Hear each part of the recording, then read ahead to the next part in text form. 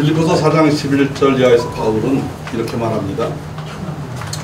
내가 공필에서 이렇게 말하는 것이 아니다. 나는 어떤 처지에서도 스스로 만족하는 법을 배웠다. 나는 비참하게 살 줄도 알고 풍족하게 살 줄도 안다.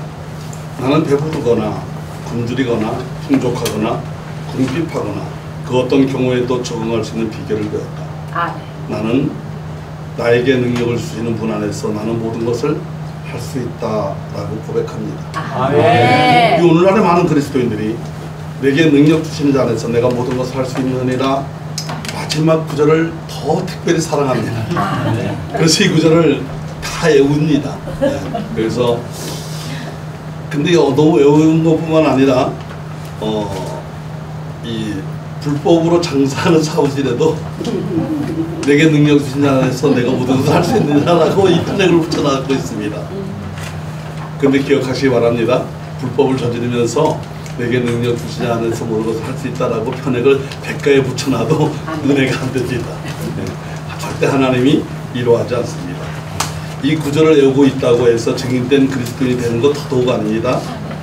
십자가에 못 박혀 죽으셨다가 다시 살아나신 주님은 우리의 삶 자체가 성령의 임재하심 속에 성숙해지기를 원하신다는 것을 믿으시기를 축원합니다. 성령 하나님의 임재 속에 권능을 받고 땅 끝까지 증인의 삶을 살아내는 직장 선교사들이 되시기를 주님의 이름으로 축원을 드립니다.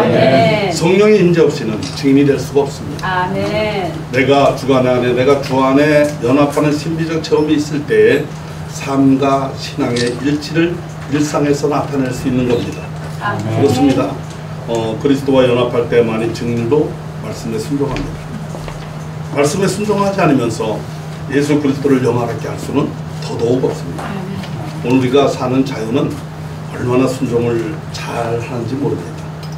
계절의 변화에 따라 어쩌면 그렇게 철저하게 순종을 합니다. 따스한 봄바람이 불어오면 순종함으로 어김없이 꽃망울을 터뜨립니다. 무더운 한여름을 보내는 것도 순종 잘함에 나타난 현상인 겁니다. 겨울이 되면 차가운 꽃바람을 휘날립니다. 기분 좋은 해에는 꽃을 피우고 에이씨 올해 기분 나쁜데 꽃 안 피울래? 라는 꽃나무 하나도 없습니다. 평화의 시절도 꽃은 피었습니다. 2022년 2월 40일 24일 날 우크라이나와 러시아가 전쟁을 이룬 지금까지 또 우크라이나나 러시아 전쟁에 꽃망울을 피웁니다. 이스라엘과 하마스, 이스라엘과 헤즈볼라 그 전쟁 중에서도 이 꽃은 피웁니다. 이번 8.15 광복절을 어떤 분들은 건국절이라 어떤 분은 강복절이라는 논쟁 속에서도 우리나라의 국가인 무궁화는 활짝 피어났습니다. 무궁화의 꽃말이 시리쿠어스, 시리아에서 온 꽃이라는 얘기죠. 이 시리쿠어스란 말은 다른 말이 아니라 샤론하라고 불려지는 겁니다. 예수 그리스도를 가르쳐 샤론하라고 하는데 왜 대한민국 국가가 샤론화가 되어졌는지 참 알지는 못하지만 이 또한 하나님의 섭리인지 모릅니다. 그런데 사람들은 참 순종을 안 합니다. 모를 때 몰라서 안 하고 알면 안다고 안 합니다. 낮을 때는 자존심 상한다고 안 하고 높아지면 책을 깎인다고 안 합니다. 가난할 땐 초라해 보인다고 안 하고 내가 사실 초라해 보인다라는 말을 썼지만 가난할 땐 쪽팔려서 안 한다고 하는 겁니다. 높아지면 채를 깎인다고 안 합니다. 부해지면 내 힘으로 못할 것 없다고 안 합니다. 기억하십시오. 순종처럼 귀한 것은 없습니다. 하나님께 순종해서 안 될 일이 없습니다. 하나님 말씀 거역하면서 잘 되는 일 결코 없습니다. 성경의 인물 통틀어서 복받은 사람과 저주받은 사람, 성공한 사람과 실패한 사람, 귀하게 쓰임받은 사람과 버림받은 사람, 천국에 올라간 사람과 지옥으로 내려간 사람, 이 모두를 가려내는 기준은 하나님의 말씀에 순종했느냐 아님 거역했느냐의 갈림길에서 결정이 납니다. 수천 마리의 양을 잡아들이는 제사보다 말씀에 순종하는 것을 하나님이 더 기뻐하시고 더 원하신다는 것을 기억만 하지 마시고 말씀을 삶에 적용하여 그 삶이 내 삶에 습관화되어지기까지 나를 훈련을 하셔야 된다는 것 기억하셔서 습관화 만드시기 습관하시기를 축원합니다. 다시 한번 본구절 한번 읽어보겠습니다. 시작.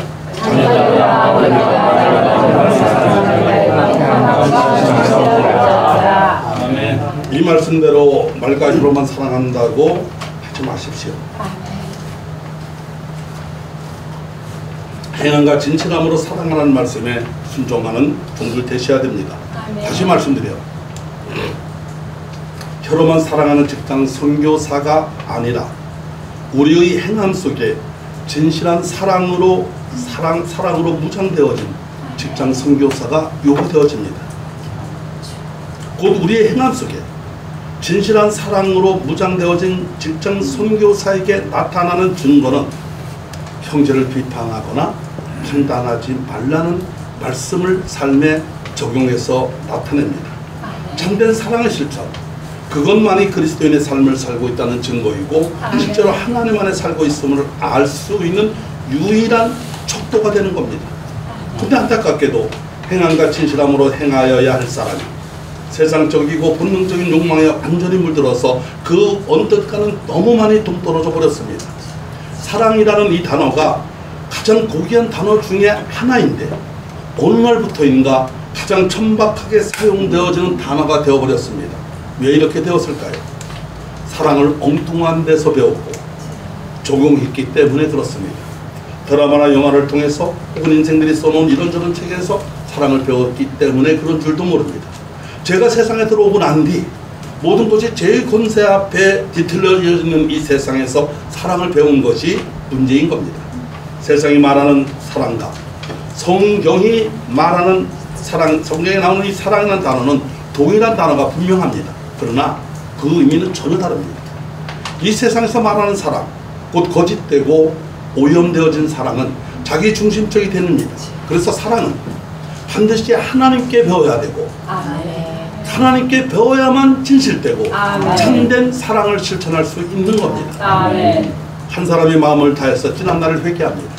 그때 그 사람에게 일어나는 가장 커다란 변화는 하나님을 뜨겁게 사랑하게 됩니다. 하나님의 성품을 경험하고 그리스도의 인격을 경험하게 될 때 십자가의 사랑을 알게 될 때 더 이상 이전처럼 냉담한 태도로 종교적인 의무를 행하는 교회 생활, 직장 생활로는 만족할 수 없습니다. 하나님의 거룩하고 감미로운 사랑을 맛본 우리 영혼은 보다 더 친밀한 하나님의 사랑을 알고자 헐떡이며 그분의 손길 스치신 한 번에도 가슴이 저리도록 감격하는 겁니다. 모든 그리스도인에게 그랬던 것처럼 주님께서 저와 저의 영혼을 만드시고 지나가신 이후로 저도 저희 신앙생활의 화두는 사랑이었던 때가 있습니다. 하나님이 그 사랑이 저를 지금까지 버티고 어떻게 하면 견디고 여기까지 이끌어 왔는지도 모릅니다. 근데 안타깝게도 여전히 버리지 못하는 나 자기의 사랑과 세상 사랑 그리고 그 때문에 하나님의 사랑을 잃어버린 채 아프고 부끄러운 신앙생활을 한 경험들도 있었던 것도 고백합니다. 저는 직장 선교사 여러분들이 하나님과의 환희에 넘치는 그 사랑의 증인이 되시기를 주의 이름으로 축원합니다. 하나님의 불강력적인 은혜, 거절할 수 없는 은혜를 누릴 수 있기를 간절히 소망합니다. 그래서 한번 물어보겠습니다.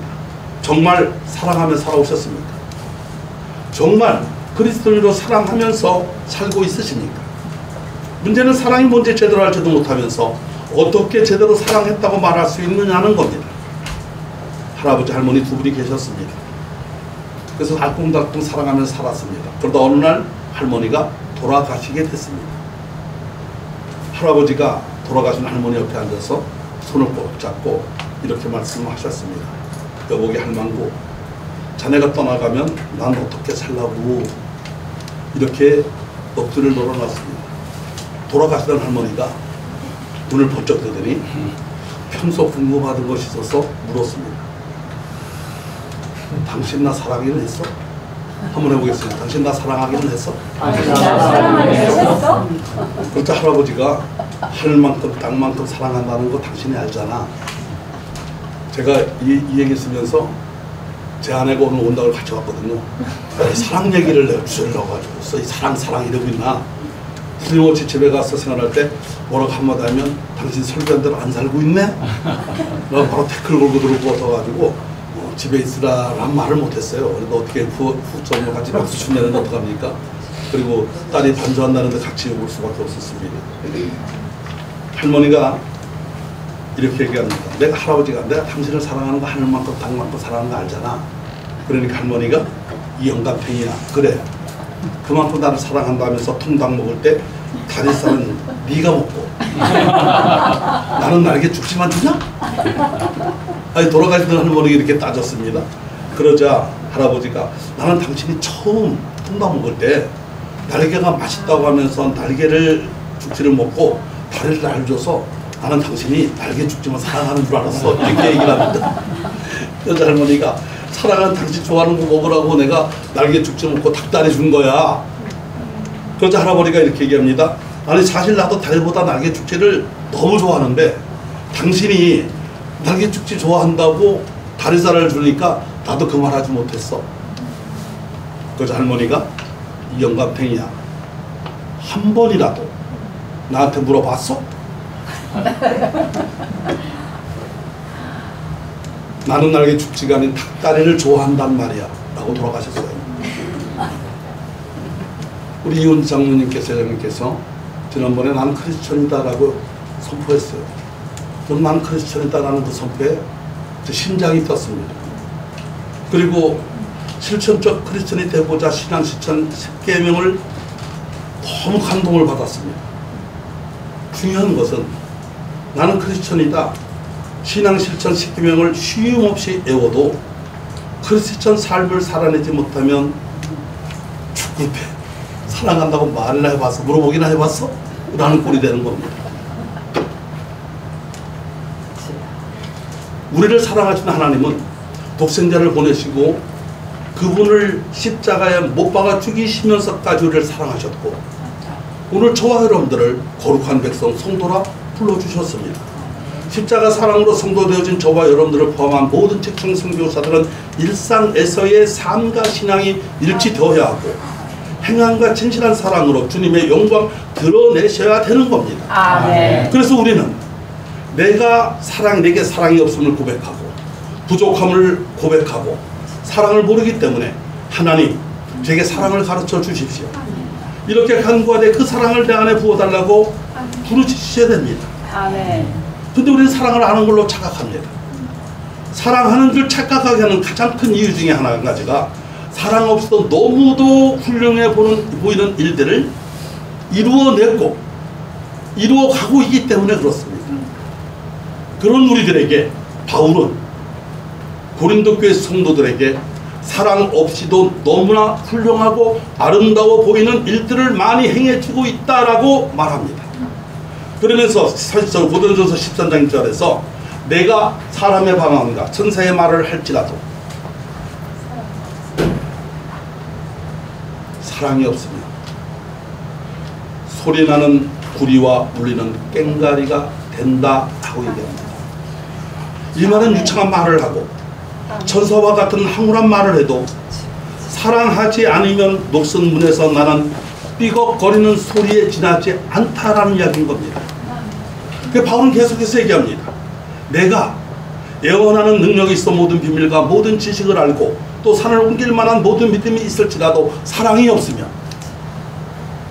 이 말은 사랑 없이도 예언할 수 있고 사랑 없이도 박성수 장로님 회장이 모신 박성수 장처럼 새직선 회장님이 될 수가 있고 이훈 장로님처럼 한일선 대표회장도 될 수가 있고 김창룡 목사처럼 목사가 될 수가 있고 사랑 없이도 선교사가 될 수가 있다는 얘기입니다. 사랑 없이도 모든 비밀과 지식을 풀 줄 알고 사랑 없이도 설교할 수 있고 사랑 없이도 산을 옮길 만한 믿음의 역사도 일으킬 수 있다는 말인 겁니다. 그러나 사랑을 없이 행한다면 아무것도 아니라는 겁니다. 아멘. 심지어 고린도서 3절은 이렇게 말합니다. 내가 내게 있는 모든 것으로 구제하고 또 내 몸을 불사르게 내줄지라도 사랑이 없으면 사랑이 없이도 얼마든지 어려운 사람들을 돕고 구제할 수 있는 그 말을 합니다. 어느 정도로 할 수 있느냐? 내게 있는 모든 것, 곧 내 전 재산을 다 털어서 구제할 수 있고 내 몸을 불사르게 내어주는 순교의 자리까지 갈 수 있다는 말인 겁니다. 근데 그 모든 것이 사랑이 없는 행동이라면, 진실함이 결여되어진 사랑이라면 어떻게 된다고요? 내게 아무 유익이 없다는 겁니다. 그래서 우리 착각할 수 있는 겁니다. 내가 지금 아름다운 말을 하고 다정다감한 격려와 위로의 말을 하고 내가 지금 신비한 방언과 애언을 하고 내가 지금 구제와 적선, 자선과 선교, 그리고 희생과 헌신과 봉사 등등 이런 모든 일들을 하고 있기만 하면 자신이 진실된 사랑을 하고 있다고 생각할 수도 있습니다. 교회에서도 마찬가지고 직장에서도 마찬가지고 가정에서도 마찬가지입니다. 지금 내가 이런 일을 하고 있으니까 교회와 교인들을 사랑하고 있고 내가 이런 일을 하고 있으니까 배우자와 자녀들을 사랑하고 있다고 얼마든지 착각할 수 있는 겁니다. 근데 사랑 없이도 그런 일들을 얼마든지 할 수 있다는 이야기가 바울이 하고 있는 겁니다. 다시 한번 정리해보면 사랑 없이도 얼마든지 그런 일을 할 수 있다. 사랑 없이도 거룩하고 아름다운 회개도 할 수 있고 사랑 없이도 전 재산도 내놓을 수 있고 사랑 없이도 목숨까지도 내어놓을 수 있다는 선언인 겁니다. 사랑 없이도 목사가 목회하고 설교할 수 있고 사랑 없이도 교인들이 교회 곳곳에서 봉사하고 헌신하고 섬길 수 있고 사랑 없이도 직장에 나가서 일하고 열심히 일하고 그 월급으로 가정을 부양할 수 있고 사랑 없이도 남편과 아내의 필요를 채워줄 수 있고 자녀들을 공부시키려고 애쓸 수 있다는 말입니다. 나는 사랑으로 그 모든 일을 하고 있다고 생각할지 모르지만 그게 바울은 사랑이 아닐 수 있다는 겁니다. 사랑 없이도 얼마든지 그런 일들을 할 수 있다고 주장합니다. 기억하십시오. 사랑 없이 행해진 천사의 말과 같은 아름다운 말들, 사랑 없이 행해진 위로와 격려, 아무것도 아닌 겁니다. 사랑 없이 행해진 애원, 통찰력 있는 성경 강해와 설교, 깊은 학문으로 책을 쓴다고 해도 아무것도 아닌 겁니다. 사랑 없이 행해진 구제, 전 재산을 다 털어서 어려운 사람들을 위해 헌납한다고 해도 그것이 사랑이 없이 행해진 순교라면, 자기 신앙을 지키겠다고 생명까지 내놓았다 할지라도 사랑 없이 그런 일을 했다면 하나님 앞에 아무런 의미가 없는 겁니다.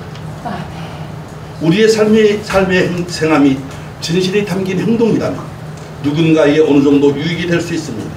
기업들이 자기 회사의 이미지를 좋게 하기 위해서 사회에 돈을 위탁할 때도, 그리고 그때 고학생들이 혜택을 입는 경우도 있습니다.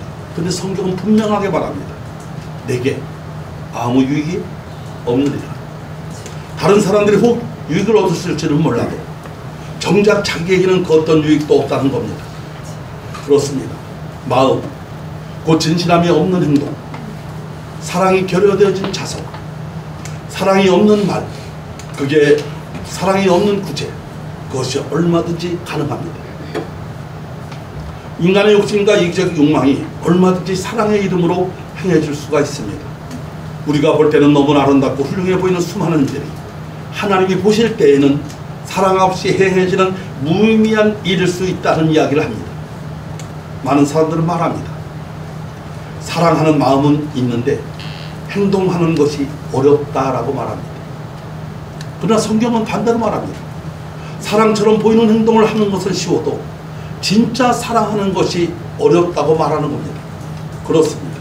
사랑처럼 보이는 행동은 얼마든지 할 수가 있습니다. 사랑하지 않는데 구제할 수 있습니다. 사랑하지 않으면서도 애의 갇혀서 다정다감하게 말할 수 있습니다. 겸손하게 행동할 수 있습니다. 이유가 뭘까요? 내가 사랑이 많은 것처럼, 사랑이 많은 사람처럼 보여주고 싶을 뿐입니다. 내가 사랑이 없어서 어떤 문제들이 일어나고 있는 것처럼 보이는 것, 내가 섬기는 신우회가 사랑이 없는 것처럼 보이는 것, 내가 소속되어진 기간이 사랑이 결여되어진 것처럼 보이는 것, 내 자존심이 허락하지 않는 겁니다. 그래서 사랑이 없으면서도 얼마든지 교회 안에서, 직장 안에서, 가정 안에서, 그리고 섬기는 삶의 현장에서 사랑이 넘치는 것처럼 보이는 일들을 마치 의무감으로 감당할 때가 너무 많습니다. 안타깝게도 슬픈 현실입니다. 우리는 자존심이나 체면 때문에, 혹은 주변의 시선 때문에, 혹은 자신의 평판 때문에 사랑이 넘쳐나는 것처럼 행동을 하면서도 그것이 사랑이라고 착각할 수 있습니다. 진짜 어려운 것은 사랑처럼 보이는 행동을 하는 것이 아닙니다. 진실하게 자녀들아, 말과 혀로만 사랑하지 말고 행함으로, 진실함으로 사랑하자라고 말하는 것처럼 진실하게 사랑하고 진실하게 행동하셔야 되는 겁니다. 아멘. 물론 거룩한 성도가 되기 전, 오늘 저와 여러분들은 다 죄인이었습니다. 그리스도 예수의 십자가 사랑으로 용서받기 전에 우리는 소망이 없는 인생들이었습니다. 그런 우리가 하나님께서 예수 그리스도 이 땅에 보내주시고 그를 십자가에 못 박아 죽이시면서 그 피로 저와 여러분들을 용서함 받은 죄인으로만 불러주셨습니다. 우리는 죄인에서 자유인이 되었지만 과거의 죄의 영향으로 받고 살던 인생들이었기 때문에 사랑 잘 못합니다. 사랑한다 말은 하지만 진심 어린 사랑 제대로 못하고 있을 때가 많습니다. 그래서 우리는 기도해야 됩니다. 하나님 앞에서 나의 사랑 없음을 고백하고 사랑을 잘 모른다고 인정하고 하나님 저에게 사랑을 가르쳐 주세요. 제 안에 진정한 사랑을 가득 채워주셔서 그 사랑으로 살게 해주세요라고 간구해야 됩니다. 절대로 내가 생각했던 사랑이 내가 지금까지 해오던 방식과 기준에 맞춘 사랑이 아닐 수 있습니다. 먼저 내 자신을 돌아보시기를 축원합니다. 아멘.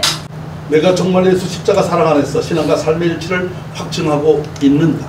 사랑이라는 이름으로 어느 누군가에게 아픔을 준 적은 없는지, 사랑이라는 이름으로 누군가에게 고통을 가중시켜 절망케 한 적은 없는지, 아니 내가 정말 나를 사랑했는지, 직장생활 하루 일과를 마치고 잠자리에 누워 살아왔던 하루의 일상을 복귀해 보시기 바랍니다.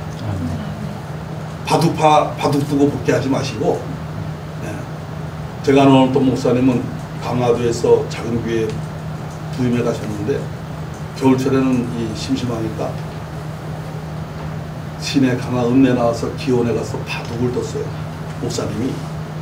어떤 분이 저 목사님 10,000원 짜장면 내기 한번 하죠? 이렇게 시작이 되었습니다. 그러니까 목사님이 바둑 군대 생활할 때도 바둑 두고 바둑 조금 할 줄 아니까 그럼 합시다. 그래서 10,000원 바둑을 두기 시작하다가 짜장면을 넣기 시작하니까 열받으니까 자꾸 두기 시작했어요. 나중에는 교회가 시골교회가 건축하려고 2,000만 원 모아둔 돈도 가서 비원에다 다 잃어버렸습니다. 그래서 그 목사는 쫓겨났어요. 쫓겨나다가 나중에 마지막 12월 달 공동회의 때 그 통장 내는 데잖아요. 건축원금 통장 2,000만 원 든 거. 그러니까 안 내놓으니까 집사님 한 분이 목사님 왜 그 통장을 안 내놓으십니까? 그러니까 머뭇머뭇거리다가 고백하겠습니다. 제가 사실은 심심해서 기원에 갔다가 짜장면 내기 하다가 10,000원 빵 하다가 10만 원 빵 하다가 다 잃어버렸습니다. 그래서 공동회의 끝났습니다. 사랑이 많은 집사님 한 분이 밤에 목사관 찾아가서 목사님 불러내서 겨울 논바다에서 두드려 팼어요. 2,000만 원치 맞으라고. 목사님 그 주간에 도망가셨어요. 그래서 멀리 가서 회개하고 묵혀하는데 두드려 팼던 그 집사님이 신학을 하게 되는데 그 집사가 다 망해서 탁장에서 생활을 하다가 닭이 우는 소리에 베드로가 회개하는 장면이 생각나서 회개해서 신학 가서 목사가 됐습니다. 성남에다 교회를 개척을 했는데 그 두드려 맞고 도망간 목사님이 어느 날 두루두루 살펴서 전화가 왔습니다. 나는 목사님이 그때 죄업받지 않았으면 내 인생 그냥 막장으로 치다가 지옥 갈 인생이었는데 목사님이 두드려 팬 그 주먹이 주님의 주먹이었고 목사님이 한마디가 주님의 채찍질이었다. 그래서 회개하고 돌이켜 지금 여기서 이렇게 잘하고 있다. 그래서 목사님이 너무 고마워서 제가 5년 동안 매월 30만 원씩 선교하고 싶다. 그래서 매월 30만 원씩 선교했습니다. 그러니까 하나님의 나라 일은 어떻게 쓰임받을지 모릅니다. 근데 그 목사님이 돼서 그 집사했을 때 그 목사님 때린 것은 사랑해서 때린 것 결코 아닙니다. 제가 물어봤습니다. 사랑해서 때렸냐 그러니까 아니고 화나서 때렸다. 열받아서 때렸답니다. 그래서 그렇다고 목사를 때렸는데 이게 이러니까 이렇게 얘기합니다. 그때 집사 가족은 해결이 안 되고 보면 열받으니까 과거 해병대 생활하던 기질이 다 솟구쳐갖고 그 얘기 들어서 또 울거라 하다 결국은 그 밤에 못 참고 가서 불러내서 때렸다는 거예요. 참다가 그런 일이 고백합니다. 그 목사를 때리고 나서 그런지 5년인가 7년 동안 목회가 안 돼서 개고생했다. 무지하게 고생했어요. 그래서 무지하게 고생하다 성남서 다 망해가지고 내려갑니다. 어디로? 전라도 임실로 내려갑니다.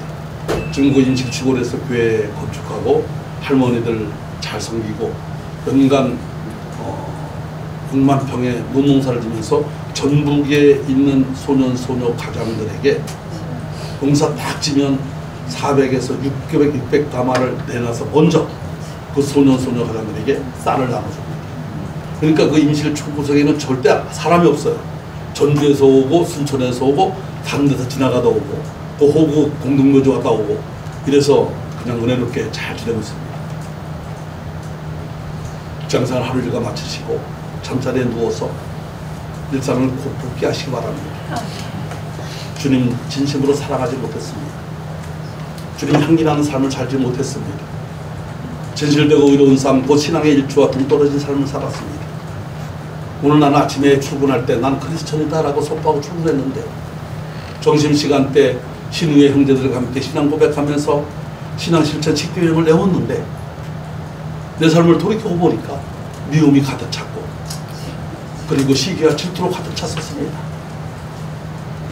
어떻게 보면 우리는 사랑한다고 하면서도 한 번도 하나님을 사랑하지 않았는지도 모릅니다. 형식은 있어도 진실함과 행함이 배제되어진 말과 혈로만 사랑하는 사랑은 사랑이 아닌 겁니다. 그럼에도 불구하고 하나님은 독생자 아들을 보내주셨습니다. 아멘. 우리의 연약함과 죄뿐 아니라 그 죄가 하나님과 우리의 관계에 입힌 상처까지 깨끗하게 없애주신 겁니다.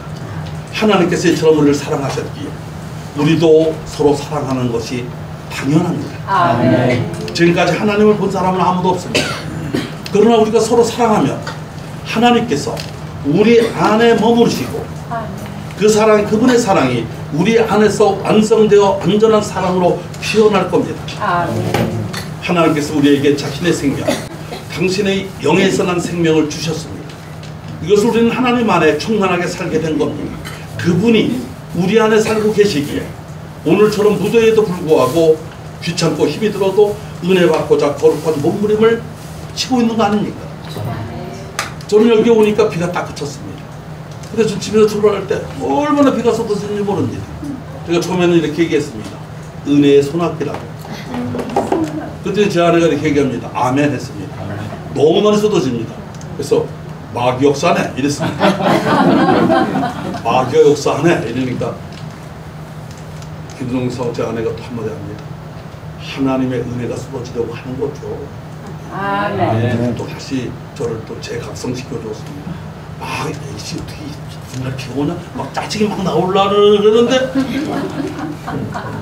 아니 설교자로 가시는 분이 이렇게 그 마음을 다스리지 못하면 되겠냐고. 그래서 잘 다스려서 왔습니다. 그래서 후회했어요. 나 혼자 오고.